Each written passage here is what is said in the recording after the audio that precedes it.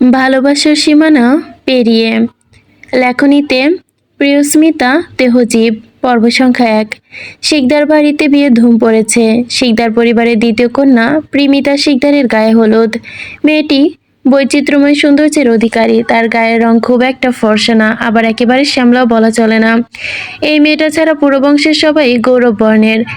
যাই হোক, মেয়েটির মায়াবী বলা চলে। শিকদার বংশে একটি কঠোর নিয়ম রয়েছে, শিক্ষা সম্পন্ন না হলে বিয়ে দেওয়া হয় না। প্রিমিতা এই বছরে মাস্টার শেষ করেছে, বিয়ের পিঁড়িতে বসতে চলেছে। পাত্র পূর্ব নির্ধারিত রাফিদ তালুকদার, একমাত্র ছেলে সাদিক তালুকদারের। ব্যবসায়ী, পারিবারিক সব দিক থেকে ভালো হওয়ায় প্রিমিতার বাবা খলিদ শিকদার কোনো আপত্তি ছিল না এই বিয়েতে। এইদিকে ষোড়শী কন্যা প্রিয়তা, আমাদের গল্পের নায়িকা, পুরোটা বাড়ি দৌড়ে বেড়াচ্ছে। পেছনে তার চাচাতো বোন পরিণীতা, তার প্রায় একই বয়সী। তার পছন্দ এবং সম্পর্কে বোনটার চেয়ে বেশি বন্ধুত্বটাই বেশি। পরি বলল, প্রিয় ধীরে দৌড়া, পড়ে যাবি তো। প্রিয়তা, এতে কোনো হেলদোল নেই। সে নিজের মতো ছুটতে ছুটতে বলল, তো তয়না শিকদার প্রিয়তার পড়ে যাওয়ার না বলেই দৌড়ে গিয়ে মেজো আপুর রুমে ঢুকে গেল। এই বাড়ির সবচেয়ে আদরের সদস্য, বিশেষ করে এই বাড়ির কর্তা সাদমান শিকদারের সবচেয়ে প্রিয় কন্যা হচ্ছে প্রিয়তা। সাদমান শিকদারের কাছে প্রিয়তা মা আঞ্জুম নাহার বেগমের প্রতিচ্ছবি। প্রিয়তার চেহারা, চোখ, মুখ, চলাফেরা, ব্যক্তিত্ব, কথা বলার ধরন, চঞ্চলতা সবকিছু তার মায়ের মতো। তাই তিনি প্রিয়তাকে নিজের মায়ের আসনে বসিয়েছেন। সাদমান শিকদার গম্ভীর প্রকৃতির মানুষ হলেও প্রিয়তার কাছে তিনি একেবারে নরম স্বভাবের। প্রিয়তা বংশের মান মর্যাদা বর্তমানের চেয়ে অতীতে আরও বেশি ছিল। তার মূল কারণ হলো শিকদার বংশের পূর্বপুরুষরা জমিদার ছিল। একসময় গোটা রায়পুরের জমিদার ছিল আইমান শিকদার এর বাবা জিহাদ শিকদার। বর্তমানে জমিদারি প্রথা না থাকলেও তাদের জমিদারি নেই, তবে জমিদার সুলভ মান মর্যাদা বিন্দু বিন্দু ভরা। শিকদার এখন অতীতের মতো সম্পদশালী, তার চেয়েও বেশি আত্মমর্যাদাশীল, চলাফেরা তেজস্বী, ব্যক্তিত্ববান। জমিদার সুলভ সুদর্শন চেহারা এখনো বিদ্যমান বর্তমানে রায়পুরে। 200 বছর পুরনো জমিদার বাড়ি আর নেই। 20 বছর আগে পুরনো জমিদার বাড়ি ভেঙে সেখানে নতুন বাড়ি নির্মাণ করেছে সাদমান শিকদার। পুরো জমিদার বাড়ির চেয়েও বড় পরিসরে আধুনিকভাবে নির্মাণ 4 তলা বিশাল বাড়িটি প্রতিটি কোনায় কোনায় অভিজাত্য ও তেজ ছড়িয়ে আছে। সেই সুশীতল বাড়িটির নাম হলো প্রণয় কুঞ্জ। প্রণয় সাদমান শিকদারের বড় ছেলে, তাই এই নাম প্রজন্মের বড় সন্তানের নামেই বাড়ির নামকরণ করা হয়, এটাই নিয়ম।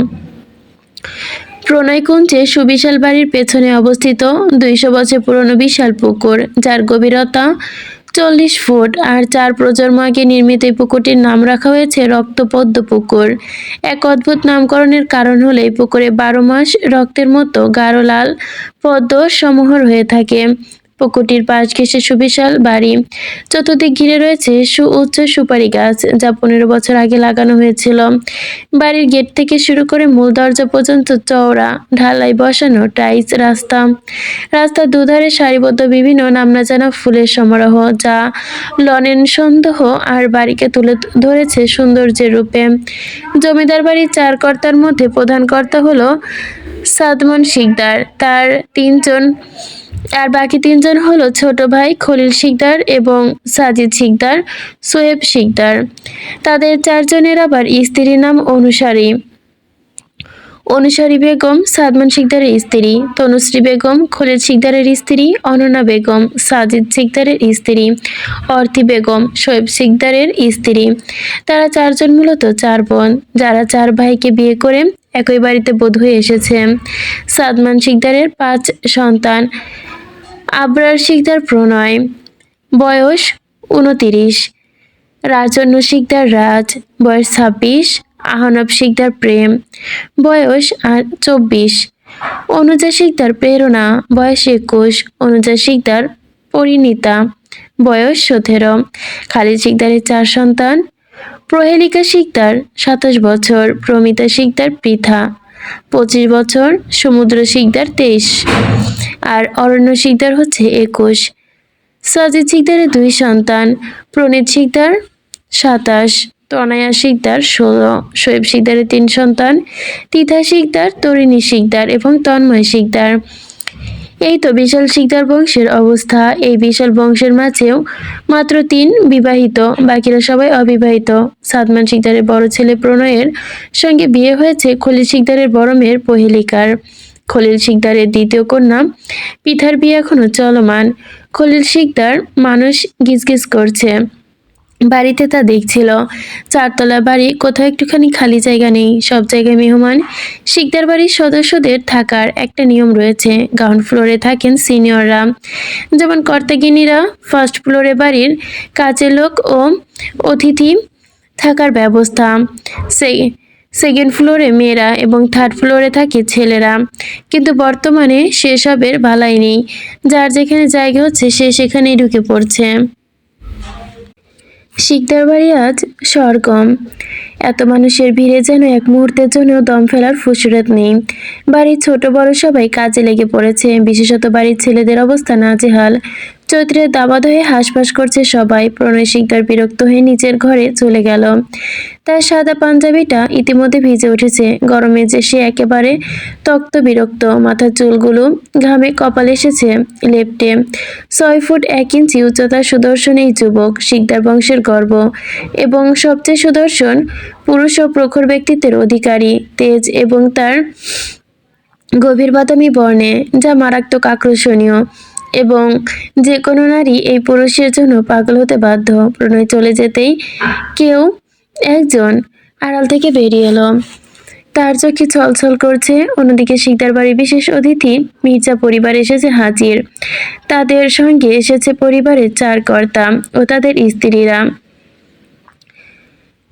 কর্তারা দল বেঁধে চলছে লাইব্রেরিতে, আর তাদের গিন্নিরা চলে গেছে রান্না কাজে। রোহিণী বেগম হাসি মুখে বললেন, ভাবি কেমন আছেন? প্রণয় আর মা অনুশ্রী বেগম মৃদু হেসে বলল, ভালোই আছি। মেয়ের বিয়ে বলে কথা, একটু তো ফুসরত নেই। রোহিণী বেগম অপলক তাকিয়েছিলেন অনুশ্রী বেগমের দিকে। এই 50 নারীকে দেখে বোঝার উপায় নেই যে তিনি এত বড় ছেলে মেয়েদের মা, কিন্তু দেখে বোঝার উপায় নেই। রোহিণী বেগম জিজ্ঞাসা করলেন, ভাবি প্রেরণা কোথায়? অনুশ্রী বেগম বললেন, কি জানি মেয়েটা কোথায় আছে। এদিকে তনয়া লাফিয়ে এসে সোফায় বসে পড়ল তার বোনের পাশে। সেখানে তার আপুরা বা অন্যরা গল্প করছিল।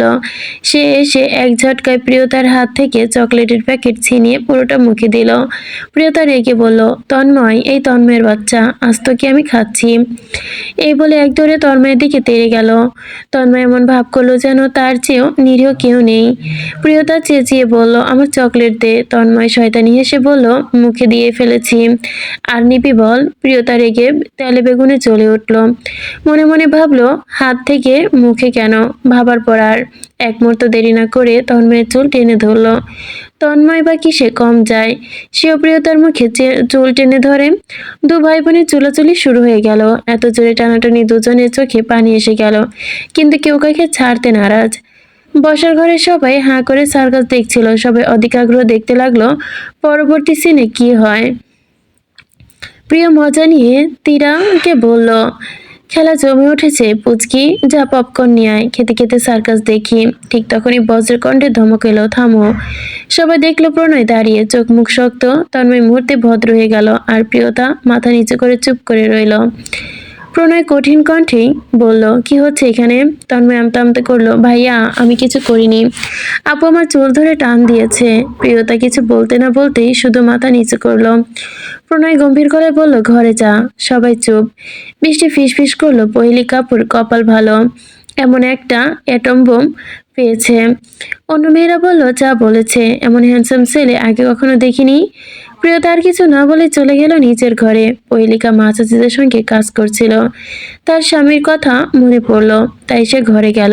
গিয়ে দেখে প্রণয় নেই। এতক্ষণে কাজ করে সে অনেক ক্লান্ত, তাই একটু বিশ্রাম নেওয়ার উদ্দেশ্যে শুয়ে পড়লো। তখন বিকেল 3টে বাজে। প্রিয়তা গা ধুয়ে ওয়াশরুম থেকে বেরিয়ে এলো, মুখটা থমথমে। মাথা থেকে তোয়ালে সরাতে একরাশ ঘন এলোমেলো চুল, লতানো চুলগুলো মুহূর্তে কোমর ছাড়িয়ে হাঁটুর ওপর পড়ল। প্রিয়তা মনে মনে বলল, এই হলো আমার এক জ্বালা, এই চুলগুলো শুকাতে 1 ঘন্টা লাগবে। কবে কেটে কাত অবধি করে দিতাম, শুধু পারছি না তার জন্য। সে বলেছিল, প্রিয়, তোর চুলগুলো অনেক সুন্দর, আমার না খুব ভালো লাগে। ব্যাস, সেদিন থেকে প্রিয়তা কখনো তার চুল কোমরের উপরে ওঠায়নি। 50 দশী কিশোরী কন্যা, চন্দ্রকোলা রৌদ্র রূপ, তার চেহারা লাবণ্য এবং মাধুর্য যেন দিন দিন আলোড়িত হয়ে বাড়ছে। 5 ফুট 2 ইঞ্চির মেয়েটি তাদের বংশের সবচেয়ে সুন্দরী কন্যা বলা যায়। শিকদার বাড়ির সব মেয়ে সুন্দরী, কিন্তু তুলনা করতে গেলে প্রিয়তা সবার ওপরে। এই মেয়েটার সামনে পড়লে কেউ না তাকিয়ে থাকতে পারে না। মেয়েটা মোহবৃষ্টির মতো চেয়ে আছে, চেহারাটা শিশুসুলভ ভাবটা সরে গিয়ে এখন পার্থিব সৌন্দর্যে ফুটে উঠেছে। অতিরিক্ত সুন্দর ও মায়াবী চোখ, মেয়েটার গায়ের রং দুধে আলতা, একটু চেপে ধরলেও যেন রক্ত বেরিয়ে আসবে। পান পাতার মতো মুখ, সুনির্দীর্ঘ নীলাভ নেত্রযুগল, যা সব থেকে আকর্ষণীয়। যেন এক চোখে মাদকাসক্ত মিশে রয়েছে। যে কোনো পুরুষ সেই চোখের দিকে তাকালেই মুহূর্তে হারিয়ে যাবে। ঘন ভারী চোখের পলক, যা অত্যন্ত আকর্ষণীয় এবং এনে দেয় বিষয়ত্বে। চিকনখানা নাক, শিকদার বাড়ির পুকুরে রক্ত জবার মতোই টকটকে লাল ঠোঁট, ধনুকের মতো বাঁকানো দেহ, সৌন্দর্য মাধুর্যের এমন মিশ্রণ। তবে তার নিজের কাছে তার সৌন্দর্যের মূল্য একদমই অর্থহীন। যখন সবাই প্রশংসা করে তখন তার ভেতর থেকে তাচ্ছিল্যের হাসি বেরিয়ে আসতে চায়। প্রত্যেকটা সুন্দর প্রিডেন্ট ফুল স্লিভ 3 পিস পরেছিল, চুলগুলো ঢিল করে হাত খোপা করে নিয়েছে, চোখের সামনে সামান্য কাজল, ঠোঁটে একটু লিপ বাম দিল, কপালে ছোট টিপ দিয়ে বেরোতেই কারোর সঙ্গে ধাক্কা খেতে পড়তে নিল। শিকদার বাড়ির পেছনে রক্তচাপা পুকুরটায় বসে আছে পরিণীতা। মনে মনে ভাবছে আজ এবার আসুক, দেখা বসে আমাকে চিনতে পারবে কিনা। আমিও শিকদার বাড়ির মেয়ে, আমাকে অপেক্ষা করানো। এবার সামনে আসতেই এই গভীর পুকুরে ধাক্কা মেরে ফেলে দিব। এই ভাবতে পরিণীতার মন চিল্লিয়ে উঠল। না, তুই এটা করতে পারবি না, আমাকে ভালোবাসি, অনেক ভালোবাসি। এটা ভাবতেই পরিণীতার কেমন যেন গরম হয়ে গেল। এতক্ষণ যাবৎ ওর পাশে যে একজন জলজন্ত পুরুষ বসে আছে সেটা খেয়ালই নেই। আদিব ততক্ষণ ধরে পর্যবেক্ষণ করছিল পরিণীতার মুখের সব অভিব্যক্তি। এখন যে বিরক্ত হয়ে ধমক লাগিয়ে দিল, কোন দোয়া নিয়ে আছো? মেয়েটা হঠাৎ করে জোরে ধমক খেয়ে চমকে উঠল। সপ্তদশী কন্যার বুকের মাঝে থাকা পরাণটা যেন মুহূর্তে ফুট করে বেরিয়ে আসতে চাইল। কাঁদো কাঁদো হয়ে আবিদের দিকে তাকাতেই তার রাগ, অভিমান, ভয় আর সব জানালাতে পালিয়ে গেল।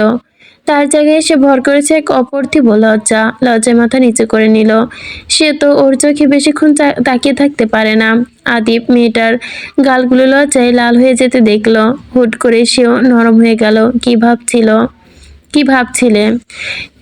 এটা শুনে পরিণীতা চোখ বড় বড় করে ফেললো। মনে মনে ভাবলো, এই বেটা যদি এখন জানতে পারে আমি যে তাকে ধাক্কা মেরে পুকুরে ফেলে দিতে চেয়েছিলাম, তাহলে নিশ্চয়ই আমাকে ধাক্কা দিয়ে ফেলে দিবে। এটা ভাবতেই ওর চোখ দুটো আরো বড় হয়ে গেল। আবিদ ভুরু কুঁচকালো।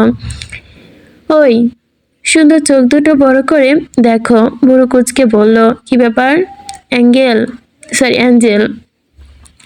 এটা শুনতেই পরীর ভেতরটা কেমন যেন ধক করে উঠল। আবিদ পরিণীতার চোখের দিকে তাকালো, মনে বলে বলল, তুমি সত্যি একটা অ্যাঞ্জেল। এই চোখের দিকে তাকালেই আমি যেন নতুন করে সবকিছু ভুলে ফেলি। কি জানি, এই ভুলের মশাল হিসেবে হয়তো আমাকে প্রাণ দিতেই হবে। পরিণীতা বলল, কি ভাবছেন মাস্টার মশাই? আবিদ পরিণীতার চোখের দিকে তাকিয়ে বলল।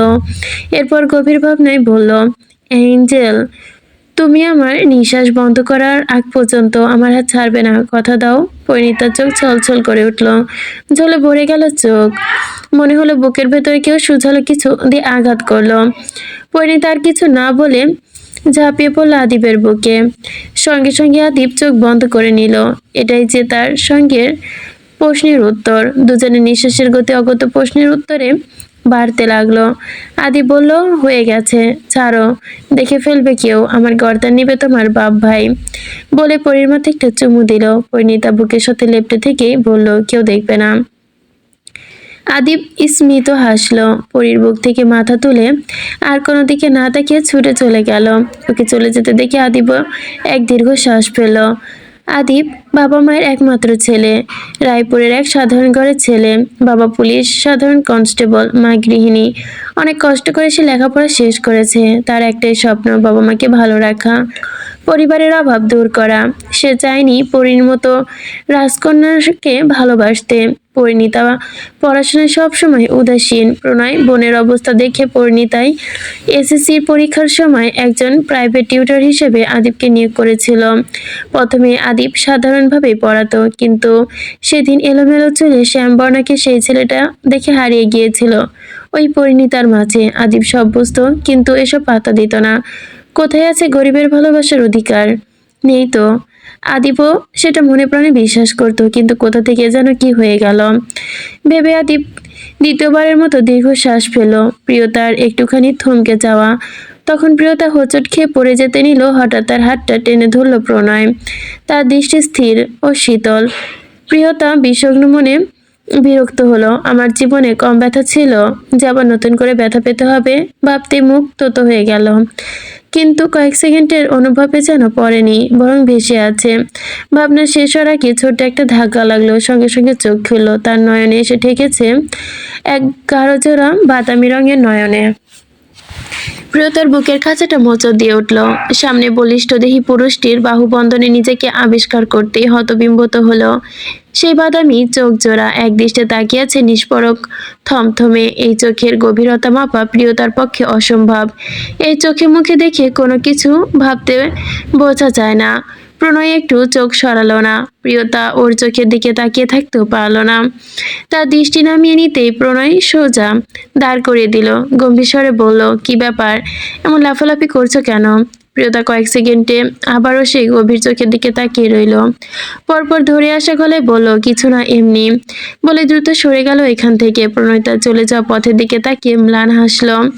নিজেই নিজেকে বলল, আমার মতো ব্যর্থ পুরুষ হয়তো দ্বিতীয়টি নেই। ওই নীল সাগরের মতো চোখ, কি আছে তাতে, যা প্রতিনিয়ত নেশার মতো আসক্তি ও ছড়িয়ে দেয় হৃদয়ের প্রতি কোণায়। তবে মনের গভীরে কেউ যেন উত্তর দিল, ওই নীলবর্ণের চোখে সুবিশাল মাদকতার সাগর, যেখানে ডুবে যাওয়া আমার কপালে নেই। চারপাশে বিষলতার মতো পেঁচিয়ে রেখেছে আবরার প্রণয় শিকদার অসহায়, যেখান থেকে কোনোদিন মুক্তি নেই। হয়তো কোনোদিন এই যন্ত্রণা সহ্য করতে না পেরে আমি হেরে যাব। ভাবতেই তার ছিলেমাখা হাসি দিল প্রণয়। দিনের শেষ ভাগ, বাড়ির পরিবেশ জাঁকজমক।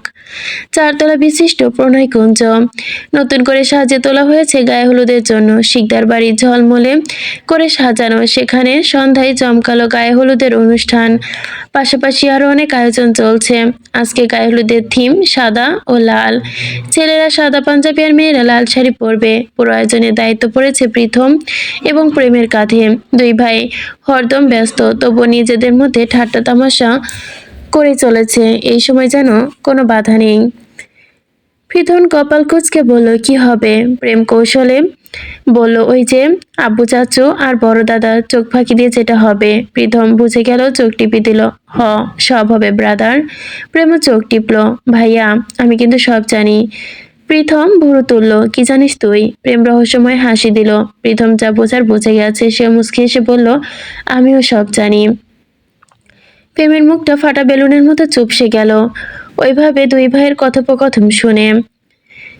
আর তাদের গায়ে হলুদের অনুষ্ঠান ধাপে ধাপে এগিয়ে যেতে লাগলো। সন্ধ্যা ঘনিয়ে এলো। প্রীতম ঘরে আছে ওর সব বোন, কাজিন আর বান্ধবীরা। সবাই মিলে হই হুল্লোড় করছে আর পৃথাকে খেপাচ্ছে। পৃথা, তুই তো দেখছি ভালোই চালাক। এ কথা শুনে সবাই হেসে উঠল। পৃথার আগে লজ্জায় লাল নীল হলুদ সব রঙের মুখ করে নিল। তার বান্ধবীরা সায়রা হাসতে হাসতে বলল, বান্ধবীর বুদ্ধি খেলায় তুই সবার সেরা। এ কথা শুনে সবাই পুরো ঘর জুড়ে হাসিতে ফেটে পড়ল। এই পর্যন্ত ছিল পর্ব 2। পর্ব 1 এবং 2 দিলাম। জানি না আপনাদের কেমন লাগবে। আমি গল্পটা অনেকটুকু পড়ছি, তো আমার কাছে পার্সোনালি ভালো লাগছে, এই জন্য গল্পটা শেয়ার করছি। প্রথমে পড়লে বুঝতে পারবেন না, আসলে গল্পটা অনেক বড়। এখন হচ্ছে আপনার 77তম পর্ব মেবি চলতেছে।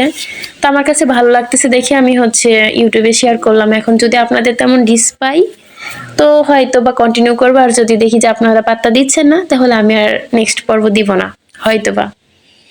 আশা করি আপনাদের ভালো লাগবে। আরো কিছু পর্ব পড়লে বুঝতে পারবেন গল্পটা অনেক সুন্দর।